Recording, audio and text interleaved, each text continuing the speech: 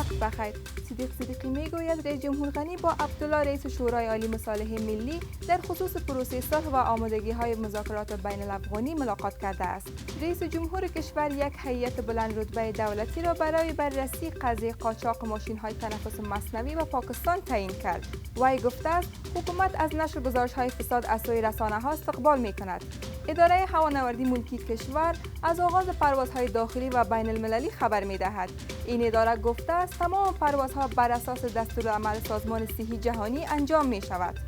شفاخانه 200 بستری مخصوص بیماران کرونا جهت تداوی منصوبین پلیس ملی از سوی سرپرست وزارت امور داخله افتتاح گردید.